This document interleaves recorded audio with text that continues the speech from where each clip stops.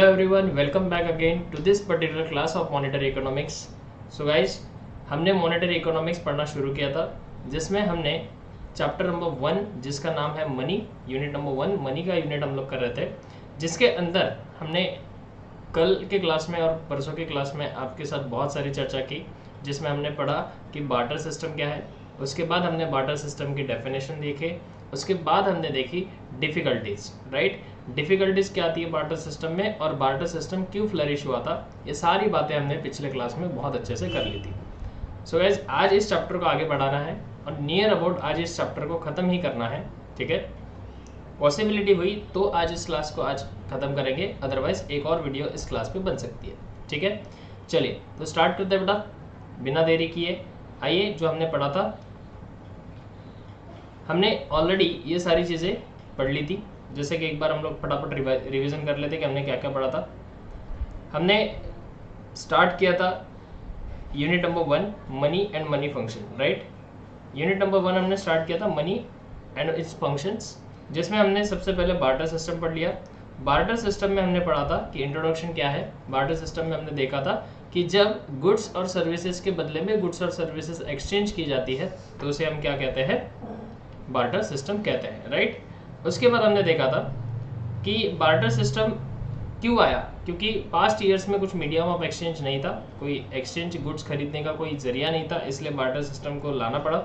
Barter system की जो history है वो 6000 BC है, मतलब 6000 बिफोर क्रिस्ट ईयर्स है, जिसमें लोग वेपन्स, टी, फूड, इन सब चीज़ों को एक्सचेंज करने के लिए गुड्स का इस्तेमाल करते थे। एक और बार 1930s में बार्टर सिस्टम देखा गया था। 1930s में बार्टर सिस्टम जब आया, उसका एक रीज़न था, जो रीज़न था स्कैरसिटी ऑफ मनी, ठीक है।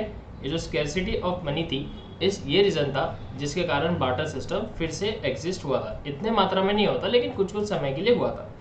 उसके बाद बार्टर सिस्टम में आगे बोला है कि barter system is still exist. आज बार्टर सिस्टम एग्जिस्ट करता है क्या, तो बिल्कुल करता है सर, कोई इशू नहीं है। फिर हमने देखा था एस लोन ने डेफिनेशन दी थी। एस लोन बोलते हैं कि भैया आपको कोई भी चीज़ एक्सचेंज करना है कमोडिटी के अगेंस्ट में या सर्विस के अगेंस्ट में दूसरे कमोडिटी को खरीदने के लिए, तो उसे हम बार्टर सिस्टम करेंगे without use of money, right. फिर हमने देखा था कंडीशंस क्या क्या थी बार्टर सिस्टम की, जो फ्लरिश बार्टर सिस्टम क्यों हुआ, क्योंकि मतलब बार्टर सिस्टम को बढ़ावा क्यों दिया गया। तो सबसे पहला था लिमिटेड वांट्स। सबसे पहले हमने देखा था लिमिटेड वांट्स। जो वांट्स थी पुराने ज़माने के लोगों की, वो लिमिटेड थी, जिसके कारण बार्टर सिस्टम चल गया। मनी की स्कैरसिटी थी, मनी की बहुत कमी थी, इसके कारण बार्टर सिस्टम चल गया। इकोनॉमिक्स जो थी वो ट्रेडिशनल टाइप की इकोनॉमिक्स पहले हुआ करती थी, ठीक है, यानी कि सांस्कृतिक। उसके बाद कंपनसेशन एम्प्लॉयज़ को काइंड में देना पॉसिबल होता था उस टाइम पे, जैसे कि हमने आपका और आपके बॉस का एग्जाम्पल दिया था, ठीक है। सेल्फ सफिशिएंट इकोनॉमी, मतलब पहले की जो इकोनॉमी थी वो सेल्फ सफिशिएंट इकोनॉमी थी, राइट। ये चीज़ें हमने पढ़ ली थी। तो ये 5 टॉपिक फ्लरिश के थे कंडीशंस बार्टर सिस्टम में। उसके बाद हमने चालू किया था डिफिकल्टीज ऑफ बार्टर सिस्टम, जिसमें पहली डिफिकल्टी थी need of double coincidence of wants. मतलब जब गुड्स एक्सचेंज किए जाते थे तो ज़रूरी नहीं था कि दोनों के जो वांट्स है वो क्या हो जाए, सेटिस्फाइड ही हो जाए, तो ये कमी आ रही थी। उसके बाद मेजर ऑफ वैल्यू, किसी भी प्रोडक्ट की हम वैल्यू मेजर नहीं कर पाते थे, जैसे कि कार के बदले में बिल्डिंग देना।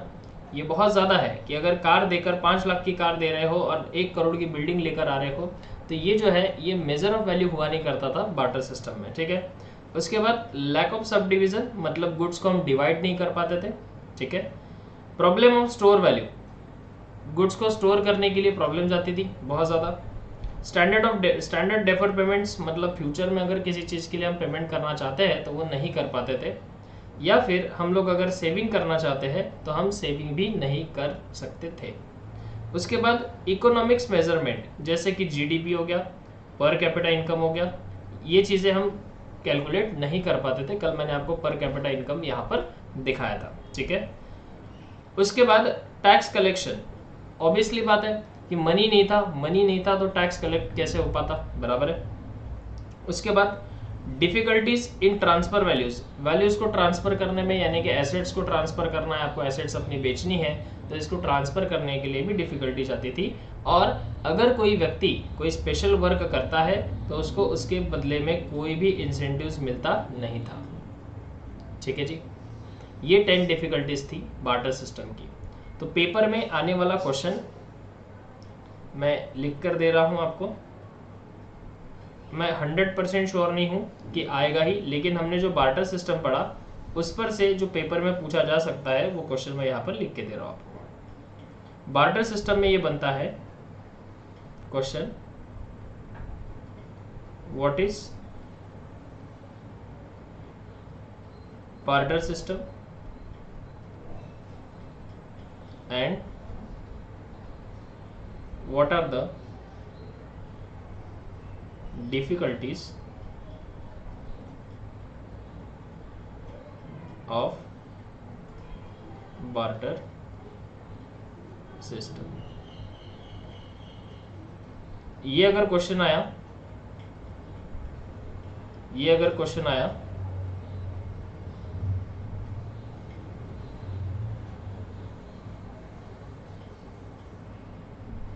तो आपको ये आएगा, डिफिकल्टीज लिखनी है आपको, प्लस आपको एक्सप्लेन देना है, तो ये आएगा 16 मार्क्स के लिए। ठीक है जी सर, 16 मार्क्स के लिए कितना लिखा जाए? जितना कंटेंट है सफिशिएंट है, आप उतना लिख सकते हैं, लेकिन क्या लिखा जाए कंटेंट में वो इंपॉर्टेंट है। जरा ध्यान देंगे, कंटेंट में आपका क्या होना चाहिए। क्वेश्चन का जब आंसर आप लिखोगे तो सबसे पहले आपने स्टार्ट करना है इंट्रोडक्शन। ठीक है सर, इंट्रोडक्शन क्या? तो इंट्रोडक्शन ये हमने पढ़ लिया था ऑलरेडी बार्टर सिस्टम का, याद देखिए ये जो भी इंट्रोडक्शन है, ये सारे इंट्रोडक्शन हमने पढ़ लिए थे। ये देखिए, ये पूरा का पूरा जो इंट्रोडक्शन आपको दिख रहा है, ये पूरा इंट्रोडक्शन आपको लिखना पड़ेगा। ठीक है, बार्टर सिस्टम का विथ आप उसमें ईयर्स वगैरह लिखोगे एंड ऑल बाकी सारी चीज़ें। ठीक है, उसके बाद आपको वहाँ पर कोड करनी है definition.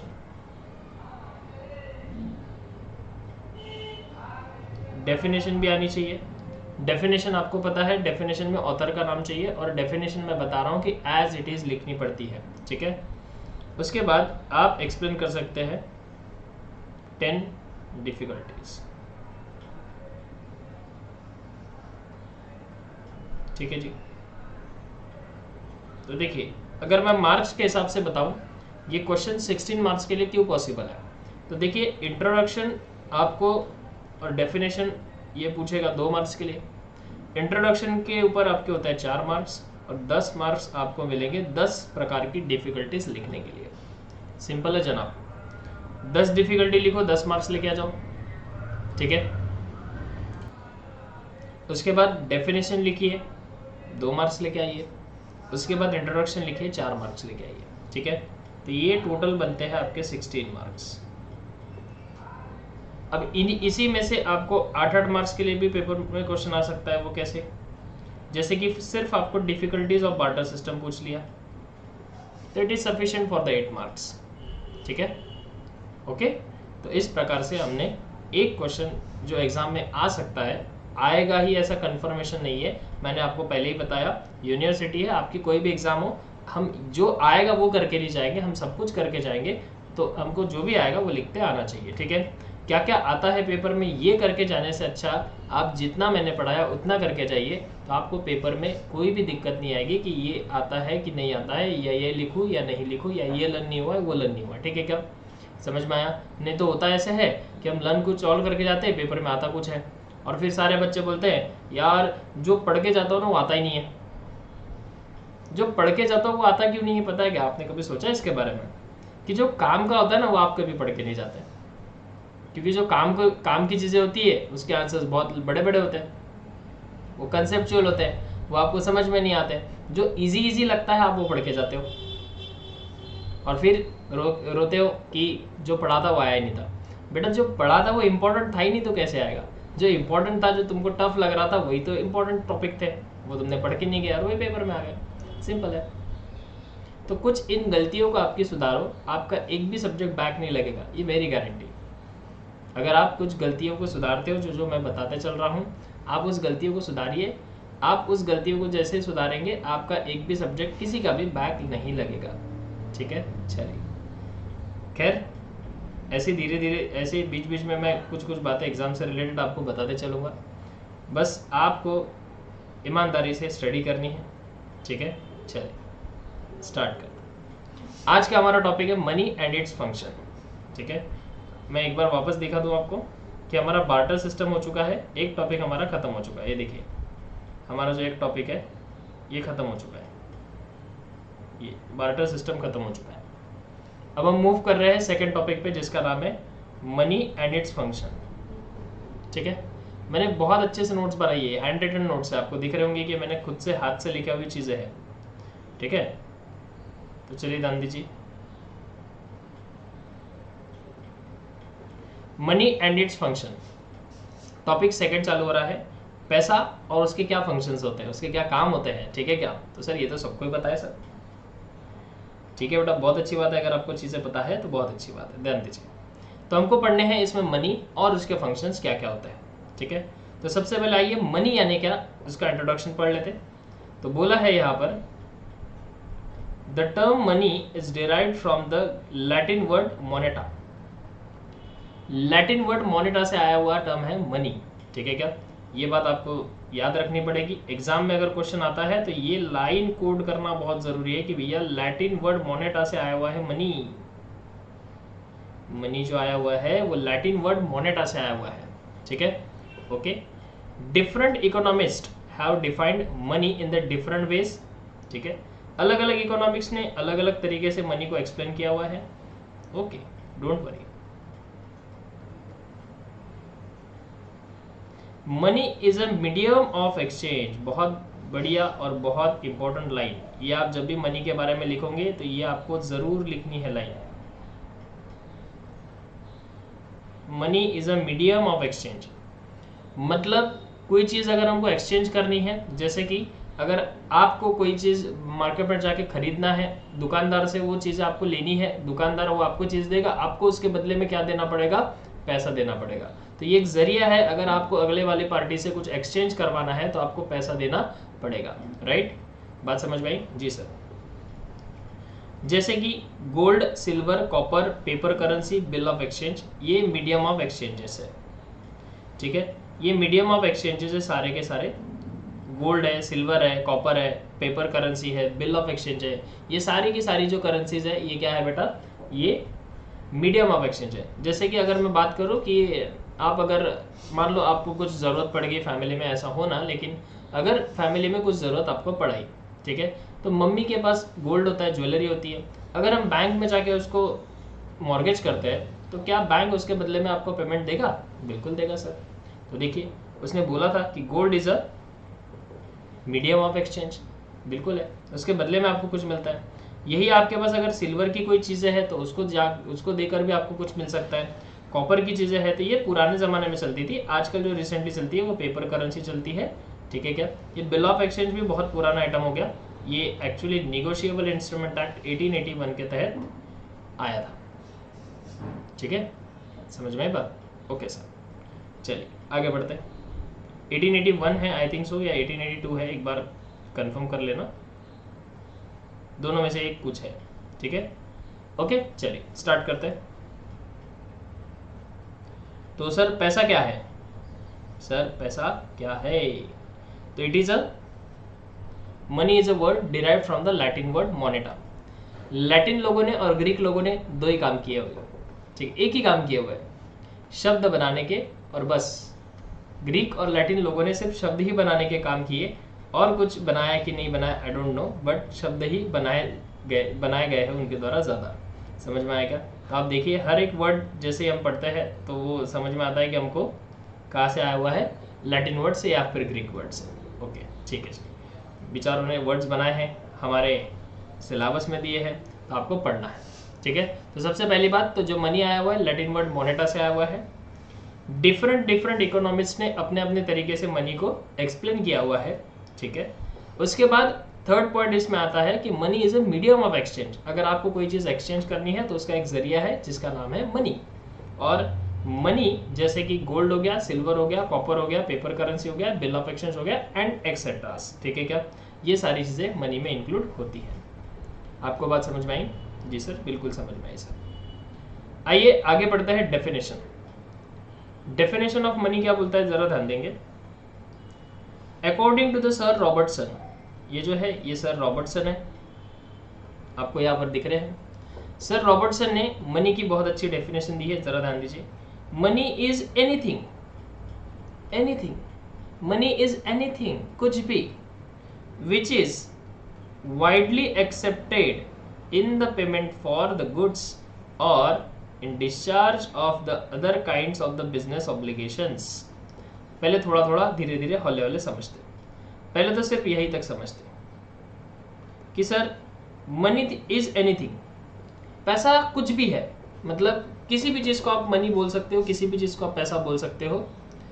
Which is widely accepted in payment for goods, अगर आप किसी के बदले, आप कोई गुड्स खरीद रहे हो और कोई आपके गुड्स के बदले में वो पैसा एक्सेप्ट कर रहा है तो उसको हम मनी बोलेंगे। ऐसा कुछ भी जो गुड्स के एक्सचेंज में आपसे कोई चीज वो एक्सेप्ट कर रहा है, बराबर है क्या।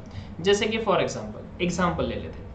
एग्जाम्पल लेने के लिए हमको थोड़ा सा जगह चाहिए, ठीक है। चलो लास्ट पेज पे चलते हैं, यह है लास्ट पेज हमारा। देखिए जैसे कि ये आप है, अब कुछ समय के लिए भूल जाइए कि महात्मा गांधी जी की जो तस्वीर है वो नोट या इंडियन करेंसीज रुपीज है, ऐसा भूल जाइए, ठीक है। अब एक बात बताओ, जब आप एक शॉप में गए, ठीक है, आप एक शॉप में गए और इस शॉप से आपने एक कप चाय खरीदी, दिस इज टी, ठीक है। ये चाय थी 10 रुपए की। अब हम थोड़ी देर के लिए भूल जाते हैं कि भैया हमारे इस एग्जाम्पल में पैसे के नाम की कोई चीज़ है, लेकिन ऐसा मानते हैं कि आपने इसको चाय के बदले में, ये जो चाय वाला है ये चाय तो बेचता है, लेकिन आपने इसको इसके बदले में आपकी छोटी सी नन्ही सी रिंग दे दी, रिंग दे दी, ठीक है। समझ में आया क्या सर? 10 रुपए की चाय के लिए हम रिंग दे दे उसको, इतनी महंगी चाय हम तो पियेंगे नहीं सर। अरे थोड़ी देर के लिए याद रखो बेटा, पात्र घटनाएं काल्पनिक है जी सर। तो सर रॉबर्टसन क्या बोलते हैं कि एनीथिंग, ये एनीथिंग है, ऐसा कुछ भी जब आप गुड्स के एक्सचेंज में, ये जो गुड्स आपको मिला है ये गुड्स के बदले में आप ऐसा कुछ भी अगर अगले वाले को देते हो और अगला वाला उसे एक्सेप्ट कर लेता है तो हम इसे क्या कहेंगे? मनी कहेंगे। क्लियर है? ओके सर, एक और एग्जांपल देते हैं। आप थे, आप मस्त बढ़िया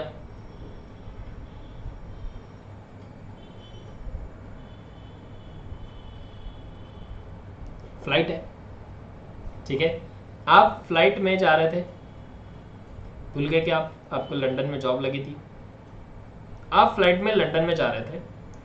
फ्लाइट में जैसे ही आप बैठे, आपके पास के पैसे जो थे आपने पूरे कन्वर्ट कर लिए थे डॉलर में, जो आपको लंदन एयरपोर्ट पे वापस मिलने वाले थे। आपने अपनी जेब चेक किया, आपको पैसे ही नहीं दिखे, ठीक है। अब एयर होस्टेस जो आई दीदी, उसको आपने बोला कि आप मेरे लिए ना एक कप या फिर एक कुछ चीज़ आपने मंगाई खाने के लिए, चलो ठीक है, आपने कुछ फूड मंगाया, हालांकि सर्विस फ्री होती है, टिकट्स में इंक्लूड होती है, लेकिन एग्जाम्पल है। आप लंदन जा रहे थे, लंदन आपके फ्लाइट में आप बैठे हो, आपके पास के पैसे जो है वो खत्म हो गए थे, आपको पूरे एयरपोर्ट पे उतरने के बाद सब डॉलर में कन्वर्ट करके मिलने वाले थे, राइट।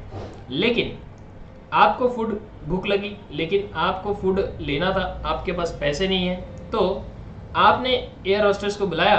ये एयर होस्टेस दीदी है, ये देखिए, ये एयर होस्टेस दीदी है, ये एयर होस्टेस दीदी आई, आपने बेल दबाई, बोलती मे आई हेल्प यू सर, ठीक है। तो आपने इसे बोला yes you can help me, can you give me the food? वो बोली श्योर सर, इतना बोली उसने और चली गई, ठीक है। फिर थोड़ी देर बाद इसने फूड लेके आ गई, ये आई आपके पास। अब ये बोलती है सर ये लीजिए आपका फूड, ठीक है। आपका ना सिर्फ बिल जो हुआ ना, सिर्फ सर 5,000 रुपये बिल हुआ। बोलते 5,000? आपकी आंखें फटी फटी रहेगी, बोले 5,000 का खाना कौन खाता है भाई? ये इसने एयर होस्टेस दीदी क्या बोलती, सर माफ़ कीजिएगा लेकिन आप इस बार हवा में हैं और हवा में खाना सिर्फ हम ही आपको देते हैं, आसमान में खाना जो है वो सिर्फ हम ही आपको प्रोवाइड कर सकते हैं, इसलिए इसका कॉस्ट 5,000 रुपये है, देना होगा तो दीजिए, नहीं तो मैं इस खाने को वापस लेके जा रही हूँ। आपको भूख बहुत ज़ोर से लगी थी, ठीक है, समझ में आएगा। अब आपने क्या किया, बोले पैसे तो खत्म हो गए, लेकिन लेटर सपोज कि आपके हाथ में वॉच थी, ठीक है, जो वॉच है ये वॉच लेटर सपोज कि 5,000 की वॉच है, आपने वॉच निकाला और दे दिया। एयर होस्टेस चौंक गई, बोले ये क्या है, बोले मैम मेरे पास के ना पैसे खत्म हो गए, आप एक काम कर लीजिए, इस वॉच को रख लीजिए और मुझे फूड दे दीजिए। एयर होस्टेस बोलते ठीक है, don't worry, you can take the food, ठीक है। इसने आपको फूड दे दिया और ये वहां से चल बसी मतलब चली गई, ठीक है क्या। तो देखिए आपने एयर होस्टेस को क्या दिया था, सर हमने एयर होस्टेस को वॉच दिया, एयर होस्टेस ने आपको बदले में क्या दिया, एयर होस्टेस ने आपको बदले में फूड दिया। तो anything which can be accepted in the exchange of goods, ऐसा कुछ भी जो गुड्स के बदले में एक्सचेंज करने के बाद अगली वाली पार्टी उसे क्या कर रही है, एक्सेप्ट कर रही है, तो उसे हम क्या कहेंगे, मनी। सर मतलब वॉच भी पैसा है, हाँ, रॉबर्टसन पहले कहते हैं एनीथिंग, ऐसा कुछ भी जो आप गुड्स खरीदने जा रहे हो उसके बदले में नेक्स्ट वाली पार्टी, अगली पार्टी उसको एक्सेप्ट कर रही है। अब आप बताइए, यहाँ पर भले ही आपकी वॉच पैसा नहीं है, लेकिन आपकी वॉच ने मनी का काम किया कि नहीं, जो काम यहाँ पैसा करता है वो काम आपकी वॉच ने किया। तो रॉबर्टसन बोलते कि अगर जो काम पैसा करता है वो काम अगर वॉच ने किया तो फिर इस वॉच को पैसा बोलने में क्या अर्ज है, समझे जी सर, समझ में आ गया सर, ठीक है बेटा, बहुत अच्छी बात है, समझ में आया तो आपको, ठीक है। एग्जाम्पल गायब कर देते, ये एग्जाम्पल भी उड़ा देते, चलिए आगे बढ़ते हैं। तो देखिए अब आपको डेफिनेशन पढ़ने में मजा आएंगी। रॉबर्टसन कहते हैं कि money is anything which is widely accepted in the payment of goods, goods के बदले में अगर कोई चीज आप एक्सेप्ट कर रहे हो तो उसको हम मनी कहेंगे।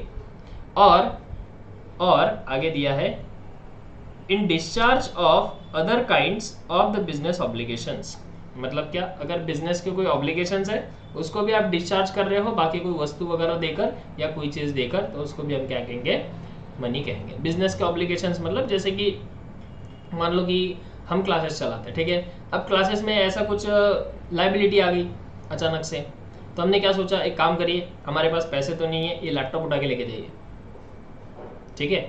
तो बिजनेस ऑब्लिगेशंस को पूरा करने के लिए मैंने कोई वस्तु दे दिया, देखो यहाँ लिखा है काइंड, ठीक है, मैंने बिजनेस के ऑब्लिगेशंस को हटाने के लिए, बिजनेस की कोई रिस्ट्रिक्शंस आई थी, बिजनेस में कोई आपत्ति आई थी, उसको हटाने के लिए कोई काइंड दे दिया, वस्तु दे दिया, तो उसको भी हम मनी कहेंगे। समझ में आया क्या, ओके, ठीक है सर। तो रॉबर्टसन जो थे वो बहुत ही अच्छे इंसान थे, उन्होंने बहुत अच्छी डेफिनेशन हमको समझाई कि money is anything which is widely accepted in the exchange of goods और in discharge of other kind of the business obligations. I hope कि आपको डेफिनेशन समझ में आई होंगी, अगर समझ में आई है तो कमेंट करिए ताकि मुझे पता चले कि आपको सारी चीज़ें समझ में आ रही है कि नहीं आ रही है, मैं आपको प्रॉपर तरीके से पढ़ा पा रहा हूँ या नहीं पढ़ा पा रहा हूँ, ठीक है। चलिए आगे बढ़ते हैं। अब जो थे, अब नेक्स्ट टॉपिक आता है component of money supply in India, components of money supply in India. अब इंडिया में मनी सप्लाई कौन करता है, आरबीआई, वेरी गुड। तो आरबीआई ने पैसे को जो है ना वो 4 पार्ट में डिवाइड किया गया है, ठीक है, ताकि पैसे का वो प्रॉपर वैल्यूएशन कर सके। इसमें हमको ज़्यादा पीएचडी नहीं करना है, बस हमको याद रखना है कि पैसे को आरबीआई ने 4 पार्ट में डिवाइड किया हुआ है, ठीक है, देख दिया है। RBI undertakes the 4 major for the formulation of its monetary policy, ठीक है। आरबीआई जो भी अपनी मॉनेटरी पॉलिसी बनाती है, जो भी पैसे के रिगार्डिंग पॉलिसीज बनाती है, उसको वो 4 हिस्सों में बांटी हुई है आरबीआई ने, जैसे कि M1, M2, M3 and M4।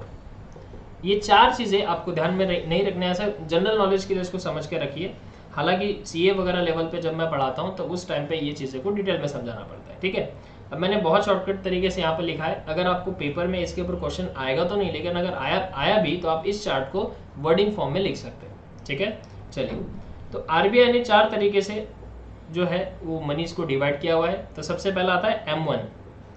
M1 मतलब होता है नैरो मनी, इसका नाम ही है, आपको लर्न करना होगा। तो सर M1 का क्या मतलब है? तो it is a sum of public currency. Sum of public currency मतलब पब्लिक के पास जितना भी पैसा है। सर हमारे पास कितना पैसा है बैंक को कैसे पता, या फिर गवर्नमेंट को कैसे पता? उनके पास बराबर सब कुछ चीज़ें बेटा सेटल है, ठीक है। मैं उसके ऊपर ज़्यादा डिटेल बात नहीं करना चाहता, ठीक है ना, क्योंकि गवर्नमेंट की चीज़ें अगर मैं ज़्यादा डिस्क्लोज मतलब ज़्यादा आपके सामने रखूँगा तो यूट्यूब पे है वीडियो, है ना आप समझ सकते हैं, ठीक है। तो जो भी पब्लिक करेंसी है, जो भी पब्लिक में पैसा है, वो प्लस डीडी यानी कि डिमांड डिपॉजिट, अगर आपने कोई डिमांड डिपॉजिट किया है या फिर कोई अदर डिपॉजिट किया है बाय आरबीआई, तो उसे हम M1 का नाम देंगे। बराबर है क्या? मतलब M1 यानी कि क्या हुआ? M1 यानी कि क्या हुआ?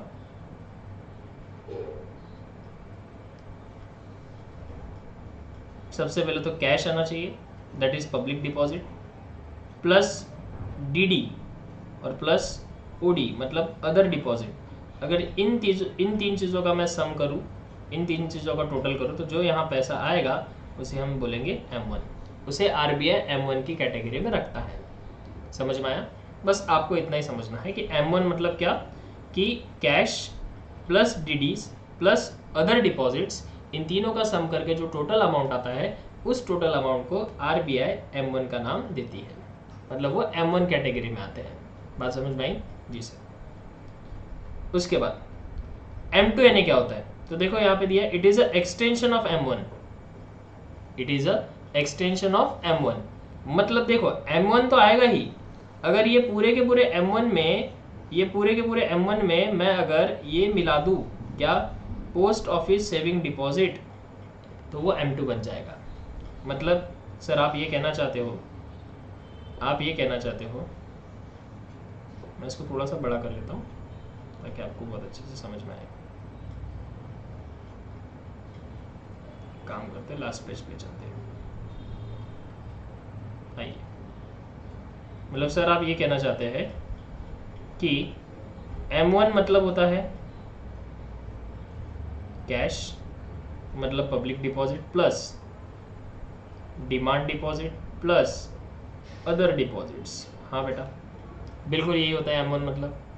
अब सर आप ये कहना चाहते हो कि M2 मतलब क्या? It is a extension of M1। ये M1 का एक्सटेंशन है, ठीक है, जिसमें M1 के जो अंदर जो चीजें हैं वो तो चीजें आएंगे ही, प्लस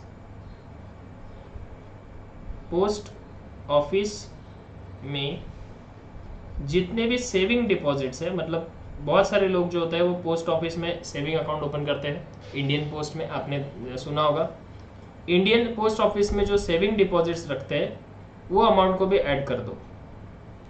सर ये अमाउंट हमको भी पता चलेगी क्या? बिल्कुल पता चलेगी। आप गूगल करके देख सकते हो कि इस साल पोस्ट ऑफिस में कितने सेविंग डिपॉजिट्स जमा है, तो वहाँ पर आपको अमाउंट भी दिख जाएगा। एवरीथिंग विल बी डिस्प्लेड, या फिर आपको गवर्नमेंट बताती है, हर चीज़ का रिकॉर्ड रहता है, वो आपको गूगल पे मिल जाएगा सारी चीज़। मतलब सर आप ये कहना चाहते हैं कि अगर हम M2 का सही तरीके से फॉर्मूला बनाएं, तो ये देखिए, तो सबसे पहले M1 आएगा, बिल्कुल आएगा, लेकिन M1 का मतलब ही तो ये तीन होता है, कैश, डीडी और अदर डिपॉजिट। तो हम ऐसा लिख सकते हैं क्या कि कैश भी आया, डीडी भी आया, अदर डिपॉजिट भी आया, बिल्कुल, और उसमें अगर हम पोस्ट ऑफिस का सेविंग डाल दें तो ये बन जाता है M2। समझ में आया? मतलब यहां से यहां तक तो ये M1 हो गया, ये देखिए, ठीक है, प्लस पोस्ट ऑफिस का सेविंग डाल दो, तो ये पैसा जो आरबीआई काउंट करती है, इस पैसे को M2 के कैटेगरी में बोला गया है। बात समझ में आई? जी सर। चलिए आगे बढ़ते हैं। उसके बाद बोला है M3 यानी क्या होता है? तो M3 money it is a broad concept of money. ये ब्रॉड कंसेप्ट है, बहुत बड़ा कंसेप्ट है, ठीक है। तो M3 इंक्लूड्स टाइम डिपॉजिट, ठीक है। अब जरा ध्यान दो, M2 में जितना है वो तो है, लेकिन M2 में अगर टाइम डिपॉजिट में ऐड कर दूं M2 में अगर मैं क्या ऐड कर दूँ, टाइम डिपॉजिट ऐड कर दूँ, तो वो बन जाएगा M3। ठीक है, M2 में टाइम डिपॉजिट अगर मैं ऐड कर दूँ तो वो बन जाएगा M3। मतलब सर आप ये कहना चाहते हो कि सबसे पहले तो आपने पढ़ाया M1। हाँ बेटा, M1 मतलब होता है cash plus demand deposits plus other deposits, बिल्कुल सही है। उसके बाद सर M2 आया, तो आपने ये कहा कि M2 मतलब पूरा M1 ले लो, पूरा M1 ले लो, और अगर M1 में मैं पोस्ट ऑफिस सेविंग डाल दूं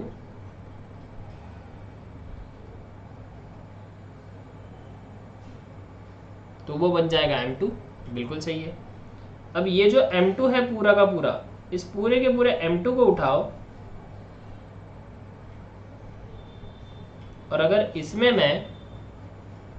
मैं टाइम डिपॉजिट ऐड कर दूं तो ये M3 बन जाएगा सर, बिल्कुल सही है बेटा। मतलब सीधी बात है, cash plus DD plus OD ये 3 है, तो ये M1 हो गया। अगर इसमें मैं और प्लस कर देता हूं पोस्ट ऑफिस सेविंग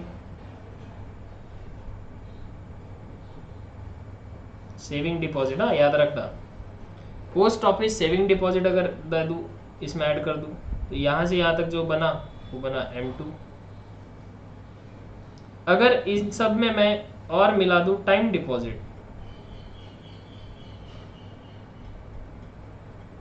तो यहां से यहां तक ये बना M3। बराबर है, समझ में आया? ओके सर, समझ में आया सर। आपको इतनी बात ध्यान रखना है कि अगर ये देखिए बकेट बना के दिखाता हूँ मैं आपको। बकेट आ जाओ, बकेट बनाएंगे हम लोग। देखिए ये बन गई बकेट 1, बकेट 2, बकेट 3। ठीक है, जैसी बनी बहुत अच्छी बनी, प्यारी बकेट है। ये M1 है। M1 में क्या क्या चीज़ आती है? कैश प्लस, M1 में आता है cash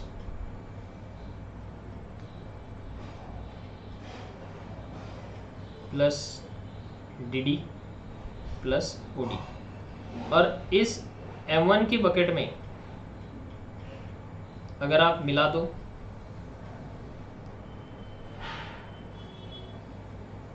post office saving deposit,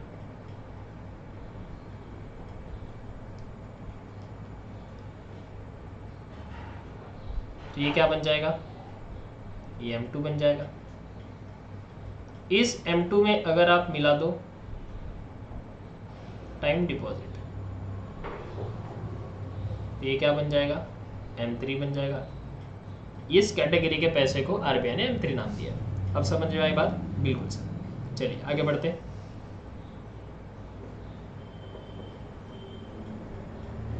हाँ जी, उसके बाद आते हैं M4 पर। It is a extended measure of M3। अब M3 को और एक्सटेंड किया गया, M3 में अभी क्या प्लस कर दिया? Total post office deposit. Sir post office deposit तो हो गया, मैंने पहले ही बोला ये पोस्ट ऑफिस का सेविंग डिपॉजिट है और ये पोस्ट ऑफिस का टोटल डिपॉजिट है। ठीक है क्या? दोनों में फर्क है, सेविंग डिपॉजिट और टोटल डिपॉजिट। बैंक में अगर मैं बात करूं कि सिर्फ सेविंग अकाउंट क्या है, तो वो सेविंग डिपॉजिट हो गया। और बैंक में सिर्फ सेविंग अकाउंट होता है क्या, आप बताइए? नहीं सर, करंट अकाउंट भी होते हैं, ठीक है ना, चेक मतलब चेक ट्रांसफर्स भी होते हैं, DD भी होता है, FD भी होता है, लॉकर्स भी होते हैं। ये सब टोटल डिपॉजिट मिला के, ये सब टोटल चीज़ें मिला के बनते हैं टोटल डिपॉजिट्स। समझे क्या? बिल्कुल सर। मतलब सर अब लिंक लग गए सर। लिंक क्या लगी है? सबसे पहले तो हम M1 यानी क्या देखेंगे, तो सबसे पहले कैश, बोलो मेरे साथ साथ। अगर कैश, DD और अदर डिपॉजिट कोई आया तो वो तीनों का सम यानी कि हो गया M1। वाह, उन तीनों का सम यानी कि हो गया M1। क्या बात है, बहुत अच्छी से। ठीक है, उसमें अगर मैं डाल दूँ सेविंग डिपॉजिट, पोस्ट ऑफिस का सेविंग डिपॉजिट अगर डाल दूँ तो वो बन गया M2। उसमें अगर मैं डाल दूँ टाइम डिपॉजिट तो वो बन गया M3। और उसमें अगर मैं मिला दूँ total post office saving deposit तो वो बन गया M4। बात समझ में आई? बिल्कुल क्लियर है? जी सर बिल्कुल क्लियर है, बहुत बढ़िया बेटा। तो ऐसे आरबीआई ने 4 प्रकार के हिसाब से मनीज को क्या किया हुआ है, डिवाइड किया हुआ है, M1, M2, M3, M4। आई होप कि आपको समझा होगा। चलिए आगे बढ़ते हैं। उसके बाद हमारा टॉपिक जो हम पढ़ने जा रहे हैं, very important, very very very very very important from the exam point of view, functions of money. Next point है फंक्शन ऑफ मनी। पैसों के 3 फंक्शन होते हैं। एक होता है प्राइमरी फंक्शन, एक होता है सेकेंडरी फंक्शन एंड एक होता है कॉन्टिंजेंट फंक्शन। ये इंपॉर्टेंट है, ठीक है। अगेन 16 मार्क्स वाला पूछने जाने वाला क्वेश्चन है, ठीक है। 16 मार्क्स में पूछेंगे या फिर सिर्फ पूछेंगे explain the function of money, 8 marks के लिए आ सकता है, ठीक है। चलो, तो प्राइमरी फंक्शन मतलब सबसे पहला बेसिक काम क्या है, बेसिक फंक्शन क्या है मनी का, बेसिक फंक्शन क्या है मनी का, बेसिक काम क्या है मनी का, ये सबसे पहले हमको देखना है, ठीक है जी। Just a second. हाँ जी,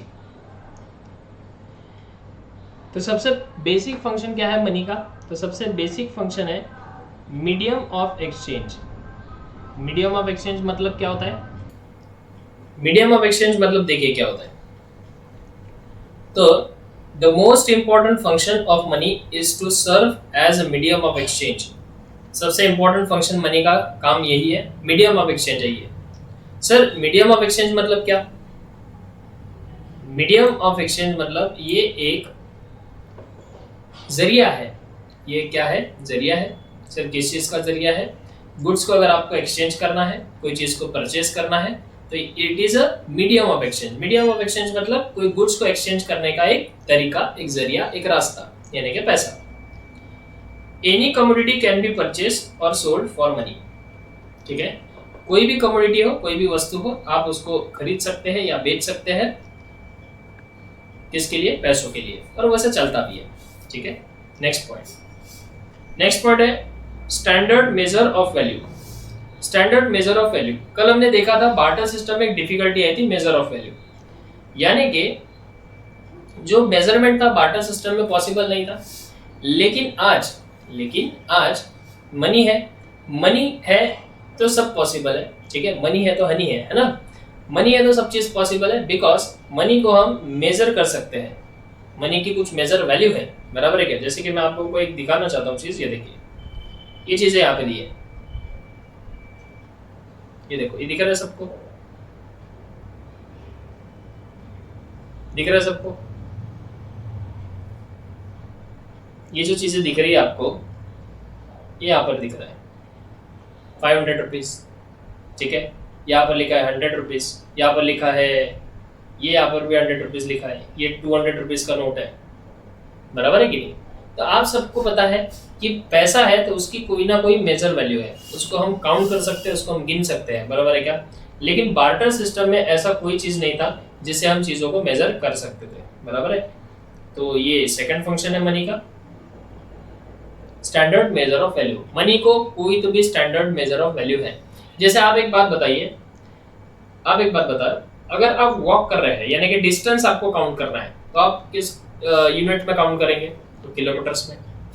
अगर आपको कोई लाइन खींचनी है, अगर आपको लाइन मारनी है, आप कौन से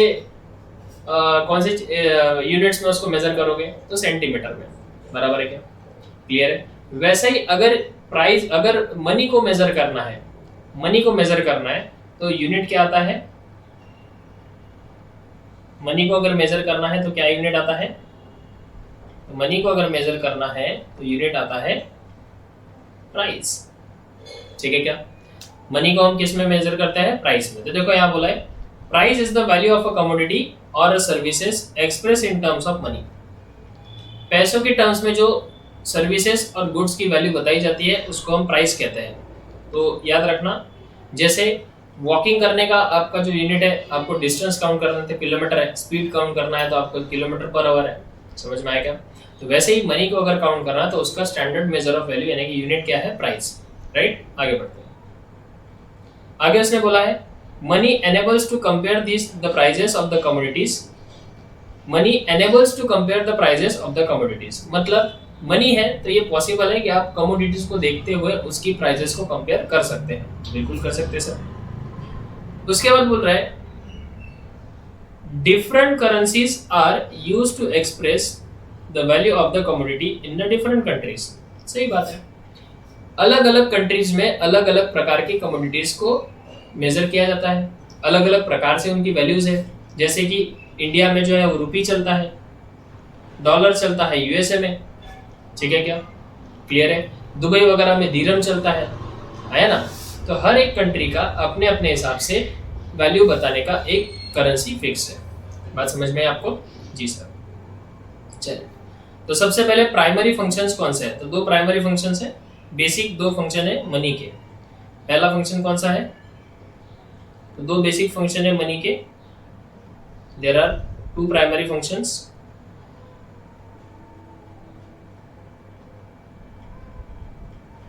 पहला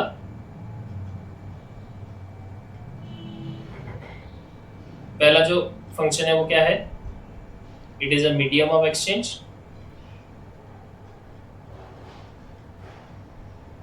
एंड दूसरा फंक्शन है मेजर ऑफ वैल्यू। मनी की जो वैल्यू है वो किस में मेजर होती है? वो होती है प्राइस में, उसका यूनिट है ये। और it is a medium of exchange, मतलब अगर आपको गुड्स खरीदना है गुड्स के बदले में तो ये मीडियम ऑफ एक्सचेंज एक जरिया है। कौन? मनी। समझ में कहानी? बिल्कुल सर। चलिए आगे बढ़ते हैं। उसके बाद आते हैं सेकेंडरी फंक्शन पर। जो सेकेंडरी फंक्शन है वो क्या कहता है, चलो देखेंगे। सेकेंडरी फंक्शन में सबसे पहला आता है दूसरा काम, मतलब पहला बेसिक काम तो दो है, एक तो मीडियम ऑफ एक्सचेंज मनी और दूसरा वो मेजर ऑफ वैल्यू है। उसकी मनी की कुछ मेजर ऑफ वैल्यू है, यानी कि वैल्यू हम मेजर कर सकते हैं। अब जो नेक्स्ट फंक्शन है वो आता है आपका सेकेंडरी फंक्शन। सेकेंडरी फंक्शन में सबसे पहला आता है standard of deferred payments. Standard of deferred payments याद आ रहा है? डेफर्ड पेमेंट्स मैंने पढ़ाया था कल। डेफर्ड पेमेंट्स यानी कि आपको फ्यूचर में अगर किसी चीज के पैसे आज ही देने हैं या फ्यूचर का पेमेंट आज ही करना है, ठीक है, तो आप उसके लिए मनी का इस्तेमाल कर सकते हैं। तो ये सेकंड फंक्शन है मनी का। सही है? चलिए ध्यान दीजिए। Under barter system taking loans was easy. Barter system में कर्जा लेना तो इजी था, but it's repayment is difficult, लेकिन उसका रीपेमेंट करना बहुत मुश्किल जाता था। ठीक है क्या? But money has overcome this difficulty. अब ये डिफिकल्टी मनी के वजह से खत्म हो गई। Payments to be made at a future date is a defer payments. ये इंपॉर्टेंट है। अगर हम future payments to be made at a future date is defer payment. जो पेमेंट हम फ्यूचर डेट के लिए करते हैं उसे हम डिफर्ड पेमेंट कहते हैं। And it is possible because of money. मतलब आपको फ्यूचर पेमेंट्स अगर करना है तो ये पॉसिबल होता है बिकॉज ऑफ मनी। समझ में आया? तो ये था standard of defer payments. Right? Clear है? चलिए, उसके बाद आता है store of value. Store of value दूसरा फंक्शन काम मनी का है कि मनी को हम स्टोर करके रख सकते हैं। बिल्कुल करके रख सकते हैं। बार्टर सिस्टम में ये डिफिकल्टी थी कि हम स्टोर करके नहीं रख सकते चीजों को। याद आ रहा है क्या? हम चीजों को ट्रांसफर नहीं कर सकते थे। तो ये देखिए यहाँ पर जो डिफिकल्टीज आती थी, ये देखिए याद दिया है, ये देखो स्टोर वैल्यू, ये देखो प्रॉब्लम ऑफ ट्रांसफर, ये देखो ट्रांसफर ऑफ वैल्यूज में प्रॉब्लम आती थी ना। ये डिफिकल्टीज थी। बार्टर सिस्टम में वो चीजें डिफिकल्ट जाती थी, वो चीजें पॉसिबल नहीं थी। अब इसी के लिए तो मनी लाया ना। अब मनी का ये क्या है? फंक्शन है। देखो मनी को हम स्टोर भी कर सकते हैं, मनी को हम ट्रांसफर भी कर सकते हैं, मनी की ट्रांसफर वैल्यू भी है।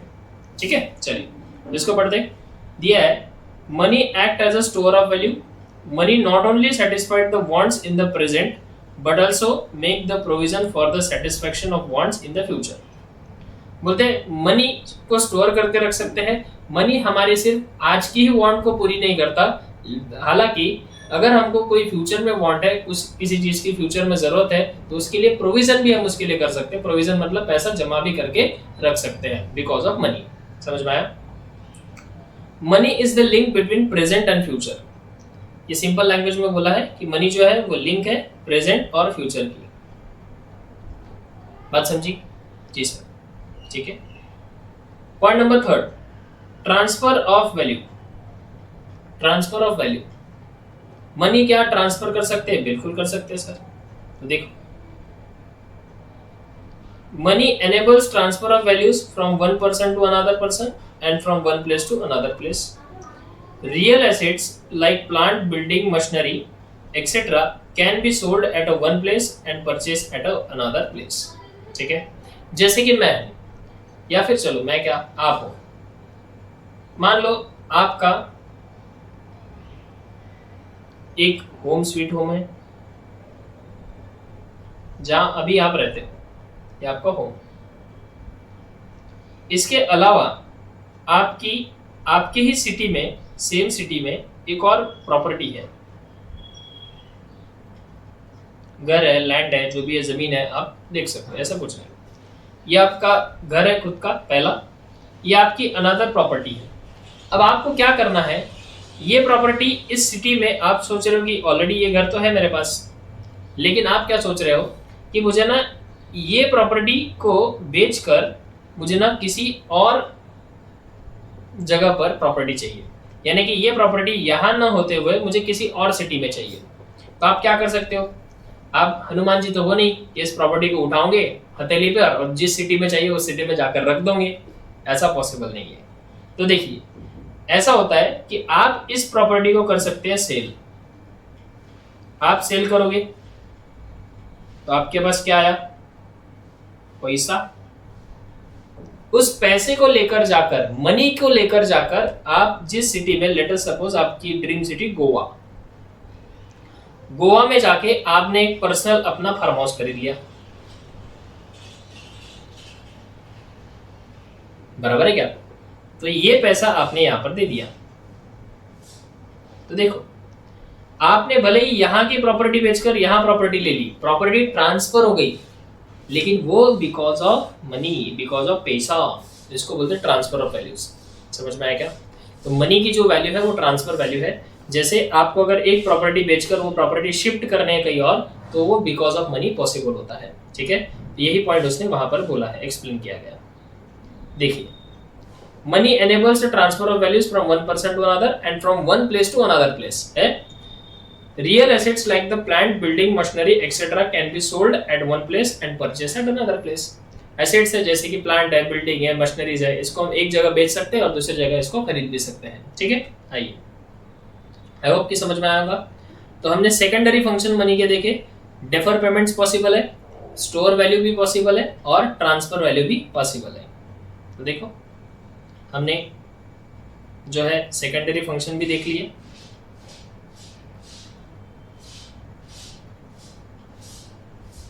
मनी का सेकेंडरी फंक्शन भी हमने देख लिया। सेकेंडरी फंक्शन फंड्स लिख दिया, सॉरी। पहली चीज, डेफर पेमेंट पॉसिबल है, जो बार्टर सिस्टम में नहीं हुआ करते थे। दूसरी चीज, स्टोर वैल्यू भी इसमें पॉसिबल है और तीसरी चीज, ट्रांसफर वैल्यू भी पॉसिबल है। ठीक है, तो ये तीन हो गए सेकेंडरी फंक्शन। पहला प्राइमरी फंक्शन पढ़ लिया हमने, अभी पढ़ा सेकेंडरी फंक्शन। अब आते हैं कॉन्टिंजेंट फंक्शन पर। कॉन्टिंजेंट फंक्शन पर अब हमको पढ़ने हैं कॉन्टिंजेंट फंक्शन। ठीक है, तो आइए कॉन्टिंजेंट फंक्शन की शुरुआत करते हैं। कॉन्टिंजेंट फंक्शन में हमको क्या क्या चीजें पढ़नी है। कॉन्टिंजेंट फंक्शन मतलब होता है और ऐसे अद्भुत क्या क्या फंक्शंस है मनी के। ठीक है, और मनी के वजह से क्या क्या चीजें पॉसिबल हो सकती है। ठीक है, तो देखिए, सबसे पहले पॉसिबल है मेजर ऑफ नेशनल इनकम। क्या हम अपनी कंट्री की, इंडिया की नेशनल इनकम मेजर कर सकते हैं? आपने 12th में पढ़ रखा है नेशनल इनकम चैप्टर, आपने बहुत अच्छे से पढ़ा हुआ है 12th में, ठीक है। तो हम अपनी कंट्री का नेशनल इनकम काउंट कर सकते हैं बिकॉज ऑफ ओनली मनी। देखिए, in barter system measurement and distribution of national income is difficult. हमने वहां पर देखा था बार्टर सिस्टम में, देखो ये डिफिकल्टी थी, मैं हर चीज दिखाऊंगा आपको, ये देखो ये डिफिकल्टी थी बार्टर सिस्टम में। इकोनॉमिक मेजरमेंट आप नहीं कर सकते थे, जीडीपी नहीं निकाल सकते थे, पर कैपिटा इनकम नहीं निकाल सकते, यहाँ पर आप लिख सकते हो कि आप नेशनल इनकम भी नहीं निकाल सकते थे, है ना। ये चीजें पॉसिबल नहीं हो पाती थी, लेकिन यहाँ पर ये चीजें पॉसिबल नहीं थी, लेकिन because of money it is possible, because of money it is possible. Money आया, इसकी वजह से ये डिफिकल्टी क्या हो गई, दूर हो गई, ठीक है। But with the help of the money it is much easier than before, पहले से ज्यादा अभी ये मनी की वजह से ये इजी हो गया, ठीक है। तो सबसे पहले क्या कर सकते हैं, कॉन्टिंजेंट फंक्शन में हम नेशनल इनकम को मेजर कर सकते हैं। दूसरा आता है basis of credit. Basis of credit मतलब क्या, कि जैसे commercial banks create a credit money on the basis of the primary deposits, money provides a liquid base for the creation of credit money. यानी कि क्रेडिट मनी भी आप दे सकते हैं, यानी कि बैंक जो है वो कर्जा भी दे सकती है। सर कर्जा देना यानी मनी का कॉन्टिंजेंट फंक्शन है क्या? नहीं, मतलब देखो लोन देना एक प्रकार का तो है ही, लेकिन साथ ही में बैंक आपको क्रेडिट चीजें देती है। देखो क्रेडिट मनी में बताओ कि यहाँ पर दिया हुआ है, देखो ये मैंने यहाँ पर दिया हुआ है, क्रेडिट मनी आपको दिख रहा है, जैसे कि यहाँ पर ये आपको कार्ड्स दिख रहे होंगे, देखो ये सारे कार्ड्स दिख रहे हैं, दिख रहा है, ये डेबिट कार्ड, क्रेडिट कार्ड। ये दूसरा क्या है, ये इट इज नथिंग, आपको ये बैंक क्या करती है, क्रेडिट प्रोवाइड करती है। जैसे कि किसी के पास क्रेडिट कार्ड है, उसकी 1 लाख की लिमिट है, तो वो 1 लाख रुपए बैंक ने आपको क्रेडिट फैसिलिटी दे दी है, ठीक है। तो ये बिकॉज ऑफ मनी पॉसिबल है, समझ में आई क्या बात। चलिए सर, उसके बाद आगे दिया है इम्पार्टिंग लिक्विडिटी। लिक्विडिटी मतलब क्या, money is the most liquid asset. Money बहुत ज्यादा लिक्विड एसेट है सर। लिक्विड एसेट मतलब क्या, जो समय समय पर चेंज होती रहती है, समझ में आया क्या। और उसका फ्लो जो है वो कंटिन्यूसली चलते जाता है, चलते जाता है। आप सोचिए दिन भर में कितने ज्यादा ट्रांजेक्शन्स होते होंगे। आप सब कभी डीमार्ट गए हुए, आप कभी डीमार्ट गए हुए हैं, आपके सिटीज में डीमार्ट होगा, आप वहां जाना, या फिर कोई भी मॉल में अगर आप जाते होंगे, तो with in a second billing चालू ही रहती है। जब हम डीमार्ट में शॉपिंग करते हैं तो टिंग टिंग टिंग टिंग हमारे कानों में आवाज बजती रहता है। देखिए तो सेकंड पर क्या होता है, मनी चेंज होता है, पैसा चेंज होता है डीमार्ट के अकाउंट में, बराबर है। तो वो लिक्विड एसेट है। Money can be easily converted into any asset and any asset can be easily converted into money. किसी भी एसेट को आप इजीली पैसों में बदल सकते हो, किसी भी पैसे को आप इजीली एसेट में बदल सकते हो। मान लो आपके पास एक चकाचक नई नई कार है, ठीक है, वो कार को आपको बेचना है, आप तुरंत जाओ कार को बेचकर पैसा लेके आ सकते हो। या आपके पास बहुत सारे पैसे हैं, दीपावली आ रही है तो आपको कार खरीदनी है, तो बहुत सारे पैसे आप शोरूम में लेकर जाओ, आप पैसे दे दो, उसके बदले में आपको कार दे देगा। तो any asset can be converted into the money and money can be converted into the any asset, बराबर है क्या। तो ये होता है लिक्विडिटी, क्योंकि मनी जो है वो लिक्विड एसेट है। उसके बाद आता है estimation of the macro economic variable. Macro economic variable में भी वही पॉइंट बोला है जो इकोनॉमी में हमने देखा था कि GNP, total savings, can be easily estimated in the monetary terms. It is also facilitated government tax collection, preparation of budget, etc. तो जो मैक्रो इकोनॉमिक्स वेरिएबल है, मैक्रो इकोनॉमिक्स मतलब सबको पता है जो एग्रीगेट स्टडी होता है, जैसे कि जीएनपी हो गया, ग्रॉस नेशनल प्रोडक्ट, यहाँ पे जीडीपी की बात नहीं चल रही, ग्रॉस नेशनल प्रोडक्ट, ठीक है। और दूसरी बात टोटल सेविंग्स की, इस साल लोगों ने कितना टोटल पैसा सेव किया, या फिर टैक्स कितना कलेक्ट हुआ, या फिर कितना टैक्स चार्ज करना है, या फिर बजट। आपको पता है कि बजट बनता है हर साल, 28 फरवरी को हर साल बजट आता है, ठीक है क्या, इंडिया का। कभी कभी न्यूज़ पढ़ते जाओ थोड़ा सा, है ना, गूगल पे जाते जाओगे तो कोई काम की वेबसाइट सर्च किया करो, यूट्यूब पे देखते जाओगे तो कुछ काम की वीडियोस देखा करो, इंस्टा पे देखते हो तो कुछ काम की वीडियोस देखा करो, ठीक है ना, समझ में क्या कहानी। तो बजट जो रिलीज होता है वो 28 फरवरी को रिलीज होता है, जिसमें इंडिया में हर एक सेक्टर को कितना पैसा दिया जाएगा ये वहां पर डिसाइड होता है। तो it is happening only because of money, right. तो ये थे बेटा कॉन्टिंजेंट फंक्शन मनी के, जिसमें हमने देखा नेशनल इनकम मेजर कर सकते हैं हम, बेसिस ऑफ क्रेडिट क्रिएट कर सकते हैं, लिक्विडिटी क्रिएट कर सकते हैं, और economic variable, macro economic variables की भी वैल्यू मेजर कर सकते हैं। बात समझ में आई? तो यहाँ पर आज हमारा एक और टॉपिक खत्म हुआ जिसका नाम था मनी एंड इट्स फंक्शन। मतलब हमने क्या क्या खत्म कर लिया? हमने बार्टर सिस्टम खत्म कर लिया, हमने बार्टर सिस्टम भी खत्म कर लिया, हमने मनी एंड इट्स फंक्शन भी खत्म कर लिया। समझ में आया? पेपर में दोनों भी आ सकते हैं। मैंने पहले ही बताया आपको कि बार्टर सिस्टम में भी आपको पूछा जा सकता है और यहाँ पर भी पूछा जा सकता है। ये तो मोस्ट इम्पोर्टेंट है। ठीक है जी, चलिए तो अब हम नेक्स्ट क्लास में करते हैं evolution of Indian rupees, types of money and quantity theory of money. ये अपकमिंग बैचेस में आते जाएगा। आप वीडियोस को कंटिन्यू देखना चालू करिए, अपने फ्रेंड्स के साथ शेयर कीजिए, और अभी तक भी जिसने इंट्रोडक्शन वाला वीडियो नहीं देखा प्लीज़ एक बार जाकर इंट्रोडक्शन वाला वीडियो आप देखिएगा। ठीक है, चलिए फिर बच्चों आज के लिए करते हैं इतना ही। उम्मीद है कि आज का क्लास आपको बहुत अच्छे से समझ में आया होगा। चलिए मिलते हैं नेक्स्ट क्लास में, तब तक के लिए bye bye, take care and God bless you.